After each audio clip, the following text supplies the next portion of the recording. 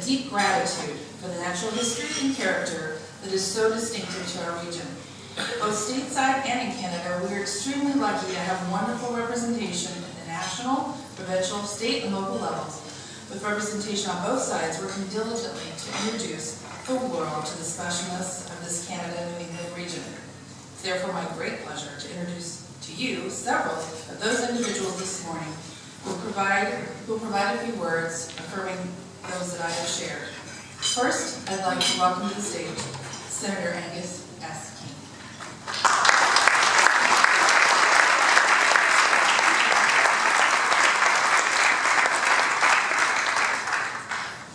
It's always a trick to get to the stage before the applause stops. Barely there. It's wonderful to have a chance. Good morning. Good morning. Good morning. I just want to be sure everybody's awake. I always enjoyed two-nation events and working with our friends from Canada. I myself have an honorary degree from the University of New Brunswick, so treat me with respect. There were these two guys, they couldn't figure out what to call this new country, so they put all the letters of the alphabet into a hat. And they pulled the first one out, C, A, N,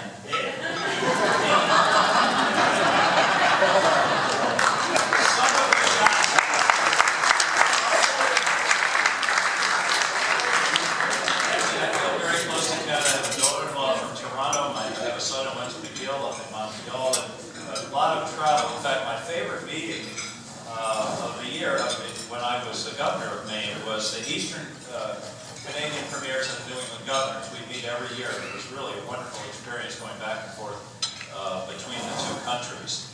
I have a long history involved with tourism. When I was Governor of Maine for 8 years, I did a lot of activity. In fact, I think I met one of the very first cruise ships to come to Portland as Governor, and I'll never forget standing on the dock. And people were coming off, and I think it was coming off from New York or someplace. The boat was full of people from New Jersey, and I stand and shake hands and say, "Welcome to Maine, I'm the Governor." And they said, "Get out of here." Everybody was like, and then my other tourism experience as Governor was, well, two. One, I would go to the visitor center down in southern Maine on the Turnpike and greet people coming, and this is a true story, coming to Maine. And I'd say, "Welcome to Maine, I'm the Governor." This was on Memorial Day weekend. "Where are you going?" You know, you make conversation. It blew me away. 85% of those people were coming here. About 85% of the people who were driving into Maine, I said, "Where are you going?" "Bar Harbor, Acadia National Park." They all thought it was about 40 minutes from Kidder. And I'd say, "Well, you may want to stop at Booth Bay on the way up. You know, it's about a 4-hour drive." But it was fascinating to me the power of this community, and particularly Acadia National Park, as a draw for people around the country to come to Maine.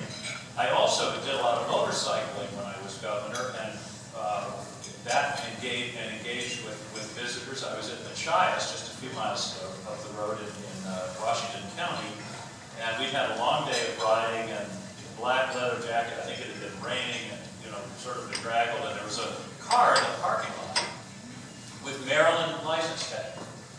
So I usually did go over and say, "I'm the Governor, welcome to Maine," and, you know, I had all the leather jacket and everything, and the lady took one step back and said, "Yes, and I'm Queen Elizabeth." So, you know, and the funny Maine story, in fact, this occurred here at Bar Harbor. About a year later, I was in church. My wife Mary and I were up here for a weekend, went to the little Episcopal church, and at the end of the service, the lady turned around, she said, "Do you remember meeting a woman in Machias when you were in your motorcycle here?" And I said, "Yes." She said, "That was my niece. Your picture is on my refrigerator." In Maine, everybody's connected in some way. I think your industry is one of the great industries in the world, and it's going to grow. Because, as you know, travel and tourism is the fastest growing industry in the world. Last year, I had a milestone birthday, which I won't mention, 70, and took my family to Alaska for a week cruise. There were 16 of us, and we were on small boats, 10 cabin boats. We took 8 of the 10 cabins, and then there's 2 other poor couples that sort of stumbled into our family reunion. But it was a cruise that went from Juneau to Sitka, Alaska. And they had, this little company had 2 boats, and they went back and forth each week during the summer. And it was one of the, it was the best, all my kids agree, maybe because I paid. It was the best family vacation any of us had ever had. Because we had the boats, but then in the daytime we get off into kayaking and hiking, and there were different activities, fishing, crabbing, and just going to the glaciers. It was really fantastic. But it was just an incredible family experience to be together, to have, 6 grandchildren and 5 children, and Mary and I. It was really extraordinary. And I just think there's so much opportunity. And looking at the map out in the front hall of this region, I mean, this is one of the great cruising grounds in the world. In fact, I would argue that Maine, Eastern Canada, and the Caribbean are 2 of the 3 great cruising grounds in the world. We don't know the third one, but we know that those 2 are up there. And there's just so much opportunity, and people really want to experience this region, and it has a great brand. I was having dinner last night with one of your members, and he was saying that Maine itself, people want to come. That the trips to Maine are easily sold. And we used to find when we have conventions in Portland and in Bangor, that the conventions, the highest attendance they have in this organization was when they had a meeting in Maine. Mary and I are RVers, and one year I persuaded the Brunswick, I still don't know how we pulled this off, but we persuaded the Brunswick Naval Air Station to vacate the entire Naval Air Station for a weekend to allow the Motor Coach Association, the Family Motor Coach Association, have their annual convention. And they covered all the runways. I'm so glad that we didn't have a war that weekend, because it would have been, I'd be blamed for it. We covered all the runways. They had over 6,000 RVs at that meeting from all over the country. And I went to an RV convention a couple of years ago in Wisconsin, and they had 1,800, the same meeting. And the people told me this was the largest meeting they'd ever had, was the one here in Maine. So we feel like we've really got something that the rest of the country wants to experience. And finally, my wife says I say finally too much, it gets people's hopes up. But I'll say finally, you have to let me and others in the congressional and provincial and national parliament and Congress, you have to let us know what we can do to help. Whether it's greater funding for Customs and Border Patrol so they can process people as they're leaving the ships faster, or issues about passing through international borders, or environmental issues, we want to make this work. And I can tell you, I can't speak for Canada, but I can tell you in Washington there's a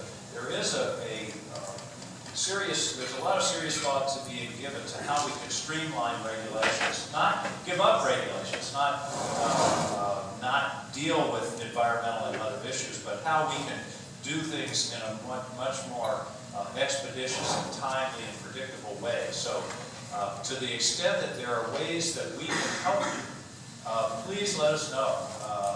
I have representatives up here, and you can always find us in Washington, and I know I speak for my colleagues in the Parliament or in the state legislature. You got to tell us. We can't always fix the problem, but we certainly can't fix it if we don't know what it is. So you have to communicate with us, and we will be as responsive as we possibly can, because again, I think this is a great opportunity for your customers as well as our state and region, because this is such a wonderful, wonderful place. And what I'd like to see is the season expand a little bit. There's not much good about global climate change, but part of it may be a slightly longer season. And eventually you're going to be able to do cruises from the West Coast over through the Northwest Passage and come to Maine. In fact, that's starting to happen. Not necessarily cruises, but commercial shipping is already starting to happen over the top. We'd love having you here. Have a great time in this wonderful community, and bless what you're doing, and let us know how we can help. Thanks so much.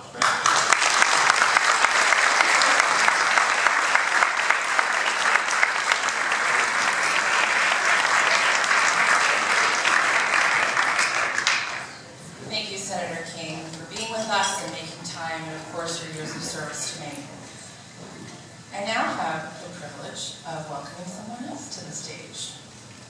Consul and Senior Trade Commissioner for the Consulate General of Canada, Thierry Weissenberger, will join us now and say a few words.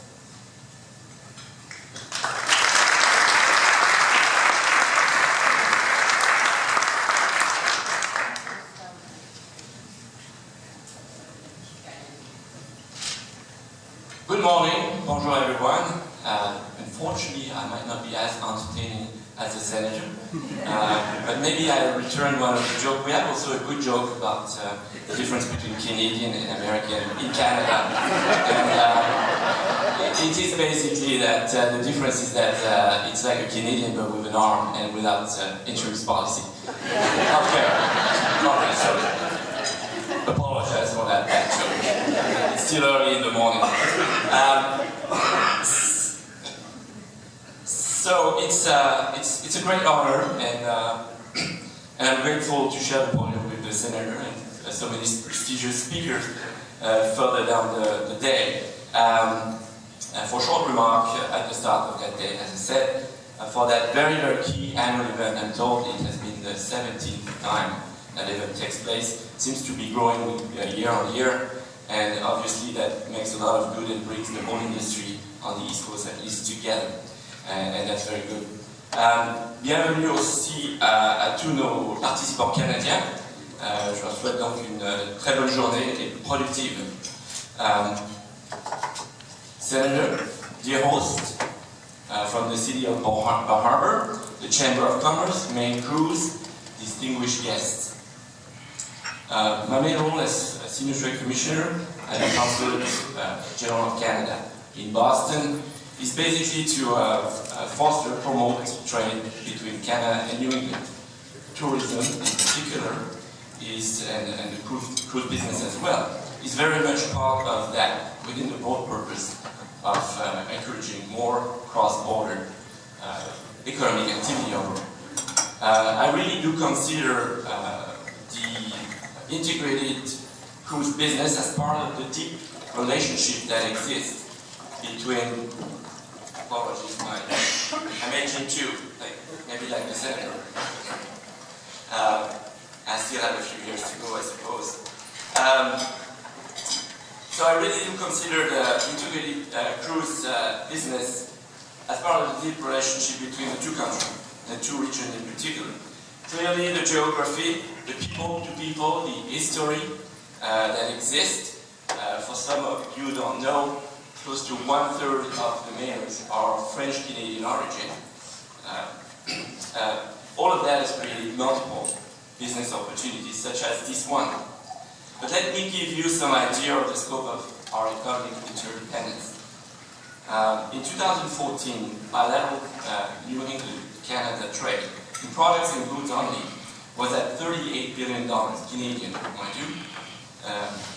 For Maine only, that was $3.8 billion, very significant. Maine sells more goods to Canada than to all other countries combined. I suspect that cruises are not counted in those statistics. Services and intangible tends to be not counted yet within those trade statistics. Energy is another very, very important part of our relationship. Whether gas, oil, hydroelectricity, this is crossing the border in larger amounts every year. And more to come, I believe. Investment overall plays also a very important role. It's flowing in impressive number across the border. A very visible example of that is, for example, the number of tea banks that you can see in Maine. Overall, 38,000 jobs are basically depend on the Canada-Maine relationship, economic relationship, investment and trade. For Maine only, now in terms of people movement, so more than 400,000 people cross the border every day between Canada and the US. That's a mind-boggling amount of business and leisure going on. For Maine only, Canadian days and overnight visitation accounted for 5.5 million visitors and spent 1.3 billion US this time, $1.3 billion in the state. And we're responsible for more than 1/3 of all tourism-related retail expenditures, spending nearly 600 million. Cruises are certainly part of that cross-border tourism in an increasing way. And in spite of all of that, much more can be done, and is being done. The Senator referred to some initiatives being developed in the US to reduce red tape and improve the facilitation of business cross-border, etc. Well, we do certainly our share in a big way, and also cross-border. So, as I said, much more can be done in terms of infrastructure, also facilitation of movement. We'll hear much more about that later in the day, I'm sure. But just to highlight what our two governments actually do together. So, the two governments have been working for the past few years, especially since 2001, when the President and the Prime Minister agreed on a series of actions. And two main ones are of note, I suppose. One is called Beyond the Border. It's basically to look at the region as a perimeter that both needs to be secure, but at the same time needs to be competitive, and action are taken to facilitate the legitimate flow of people and goods, while at the same time making the border very secure. So, one is beyond the border, the other one is the Regulatory Cooperation Council. So beyond the border, what does it do? To address threats early, trade facilitation, economic growth is another angle, integrated cross-border and law enforcement, and critical infrastructure and cyber security. So just to color a little bit those dry descriptions, some of those measures, for example, are about establishing a common approach to screening travelers. So obviously that would play in the cruise industry. The Regulatory Cooperation Council is really addressing what was referred, which is a lot about the reducing the red tape and harmonize the regulatory approaches when possible. So we work together, Canada and US, on that very actively. In terms of infrastructure, which are very, very important, of course, to have a thriving port and thriving cruise industry. The government of Canada, per se, has put in place a number of measures lately. One is called the New Building Canada Fund. So basically, it's a $14 billion fund that will support projects of national, regional, and local significance, and that promote economic growth, such as transportation and trade corridors. This will look at roads, bridges, airports, and why not ports as well. The federal government works with provinces, territories, municipalities, and the private sector to provide funds to economically focused projects. Talking about the private sector, this is certainly an approach that we wish to push.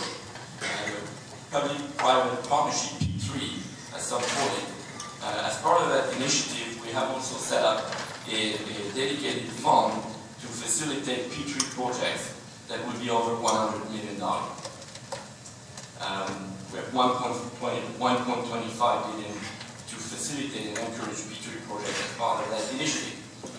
I've been told to be brief, so I will be brief. So, in conclusion, I believe that using the beautiful New England and Atlantic Canada coast and picturesque town, which port of call such as Port Harbor, but also many, I heard about 7 ports, active ports in the St. Lawrence River, and of course all along the coast of Atlantic Canada. So, and by working together with all stakeholders across the border, the cruise industry is already a very, very compelling product. It is now a matter to further grow it and sustain that success, and ensuring that all the public and private instruments are in place to support it. Thank you. I wish you an insightful and very productive symposium. Merci beaucoup.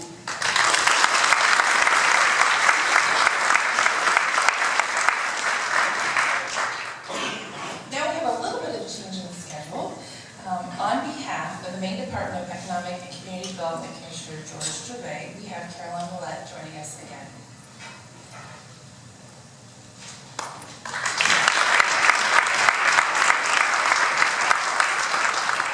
Good morning. Thank you, everyone. Unfortunately, I have actually no fun stories to tell, so I will be brief, but on behalf of Commissioner Gervais, who regrets that he's not able to be here at this conference to greet you all this morning, I just want to say thank you to Senator King and Senior Trade Commissioner Weissenberger, and I'm honored to be following you both on the podium this morning. But I wanted to note particularly just a few of the economic benefits of the cruise industry to Maine. This is, as I mentioned last night, a very big part of our tourism industry in Maine. And some of the numbers are really quite remarkable. In 2013, it was an estimated $46.2 million in cruise industry direct spending, which was a 10% increase over 2010. The industry in Maine supports 747 jobs, with wages totaling $25.5 million. The number of cruise passengers increased 7.5% since 2010, and with a passenger bed day yield of 290,300 people for this season alone, which is an 11% increase over 2014. So the growth is really remarkable, and it's really, really important to the ports that are along the coast, but also internally to a lot of the towns that are greeting your passengers on shore excursions. And this really wouldn't be possible without the partnerships, and certainly with New York Cruise, Cruiseport Boston, Cruise Atlantic Canada, and the Cruise St. Lawrence Group working in conjunction together. It's really what has made those numbers very possible for Maine. So thank you very much for that. And I know Senior Trade Commissioner Weissenberger certainly greatly encapsulated the very important economic impact and trade relations between particularly Maine and Canada. And I know in tourism, we have some very strong partnerships with our friends across the border in New Brunswick, Quebec, and Nova Scotia. So it is a very important region to us in the tourism industry, and certainly more broadly from a total economic impact in the state of Maine. So again, thank you so much. We wish you a very fruitful and successful symposium, and thank you for joining us in Bar Harbor.